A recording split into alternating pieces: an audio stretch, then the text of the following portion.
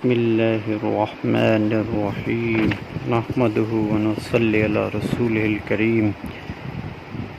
آج ہم حضرت خباب رضی اللہ تعالی عنہ اور ان کے متعلق جو تکلیفیں ان کا اسلام لانا کے بارے میں بیان کریں گے۔ حضرت خباب رضی اللہ تعالیٰ عنہ بھی ان مبارک ہستیوں میں سے تھے جنہوں نے اپنے آپ کو امتحان کے لیے پیش کیا۔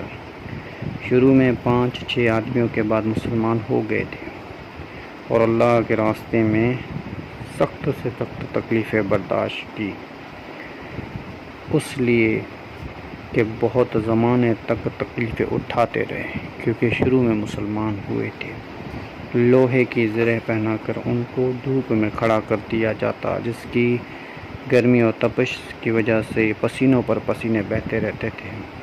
اکثر اوقات بلکہ سیدھا کر کے ریت پر ڈال دیا جاتا، جس کی وجہ سے کمر کا گوشت تک گل گیا تھا۔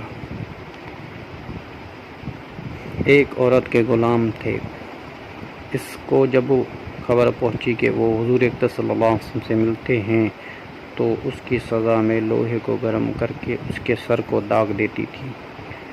حضرت عمر رضی اللہ تعالیٰ عنہ نے اپنے ایک مرتبہ عرصے کے بعد اپنے زمانہ خلافت میں حضرت خباب رضی اللہ تعالیٰ عنہ سے ان تکلیف کی تفسیر پوچھی جو ان کو پہنچائی گئی تھی۔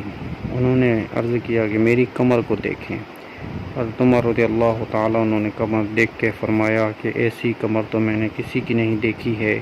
انہوں نے عرض کیا کہ مجھے آگ کے انگاروں پر ڈال کر گھسیٹا گیا، میری کمر کی چربی اور خون سے وہ آگ بجھی۔ ان حالات کے باوجود جب اس مسلمانوں کو اسلام کو ترقی ہوئی اور فتوحات کے دروازے کھلے تو اس پر رویا کرتے تھے، خدا نخواستہ ہماری تکلیفوں کا بدلہ ہمیں دنیا ہی میں تو نہیں مل گیا۔ حضرت خباب رضی اللہ تعالیٰ عنہ فرماتے ہیں، ایک مرتبہ حضور اقدس صلی اللہ علیہ وسلم نے خلاف عادت تمام لمبی نماز پڑھی۔ صحابہ رضوان اللہ علیہ اجمعین نے عرض کیا تو حضور اقدس صلی اللہ علیہ وسلم نے ارشاد فرمایا، یہ رغبت اور ڈر کی نماز تھی۔ میں نے اس میں اللہ تعالیٰ جل شانہ سے 3 دعائیں مانگی، جو اس میں سے 2 قبول ہوئی، ایک انکار فرما دی گئی۔ میں نے اس میں اللہ تعالیٰ جل شانہ سے یہ دعا کی کہ میری ساری امت قحط سے ہلاک نہ ہو جائے، وہ قبول ہو گئی۔ دوسری دعا یہ کی کہ اس پر کوئی ایسا دشمن مسلط نہ ہو جائے جو ان کو بالکل مٹا دے، وہ بھی قبول ہوئی۔ تیسری دعا یہ کی کہ ان میں آپس میں لڑائی جھگڑا نہ ہو، وہ منظور نہ ہوئی۔ حضرت خباب رضی اللہ تعالیٰ عنہ کا انتقال 37 ہجری میں کوفہ میں ہوا۔ کوفہ میں سب سے پہلے وہ صحابی دفن ہیں، حضرت علی رضی اللہ تعالیٰ عنہ۔ ان کے انتقال کے بعد ان کی قبر پر سے گزرے تو ارشاد فرمایا، اللہ تعالیٰ جل شانہ خباب پر رحم فرمائے۔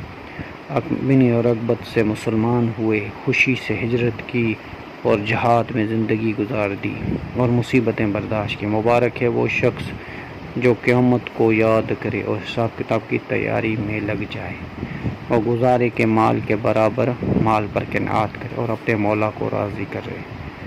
حقیقت میں مولا کو راضی کر لینا انہی لوگوں کا حصہ تھا کہ ان کی زندگی کا ہر کام مولا کے رضا کے واسطے تھا۔ وما علینا الا البلاغ۔